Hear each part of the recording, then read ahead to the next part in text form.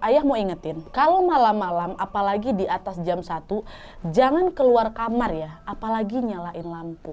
Dah lalu pergi dia aja, lalu pergi aja deh. Udah selesai ngomong itu, bapak langsung pergi. Gak ada ditanya, kamu mau makan apa, nah apa ternak, dah langsung pergi bapaknya. Nah sejak kejadian malam itu, Elma betul-betul udah gak betah kali Wak tinggal di rumah. Elma selalu ngerasa takut dan was-was gitu tiap hari Wak, kayak ada yang ngawasin aku gitu. Dan Elma juga sebenarnya pernah ceritain masalah ini ke Pak Satpam. Kita sebut aja nama Pak Satpam nih Pak Ridwan ya.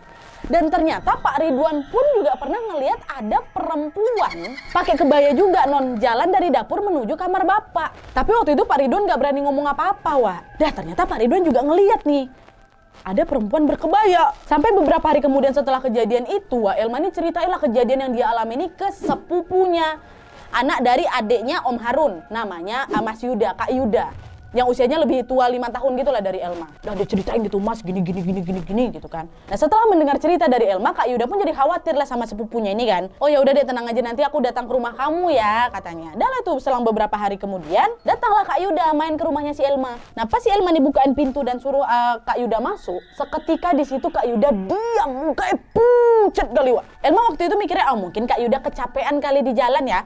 Udah Kak duduk. Elma ambilin minum dulu ya, kata si Elma. Dah lah. Elma ngambil minum, balik lagi ke ruang tamu. Belum sempat naruh minuman tuh di atas meja lagi, Kak Yuda udah siap-siap aja depan pintu. Dek, yuk keluar, jalan kita. Baru sampai loh Kak, minumlah dulu minuman akunya. Udah nggak usah lagi, kau pun tahap repot-repot. Ayolah kita keluar. Minum dulu, muka kakak tadi pucat kali, takut kecapean kakak. Udahlah nggak usah, makasih, kita minum di kafe aja. Kok nggak bosan sendirian gini di rumah? Yuk ikut kakak ya jalan-jalan kita ya. Udahlah akhirnya Elma mau nggak mau, ya udah oke bentar aku siap-siap dulu. Dah. Keluarlah mereka tukang jalan, pergi ke sebuah kafe. Dan di situ Wak, baru Kak Yuda bilang nih, kalau ternyata Elma, rumahku itu udah kayak rumah para makhluk gaib deh. Makanya tadi pas aku masuk dalam rumahku, aku kaget kali karena kakak nih ngeliat ada dua makhluk besar kali, yang satu hitam, yang satu hijau. Muka mereka seram kali deh, dan mereka berdua berdiri di depan pintu kamar ibu.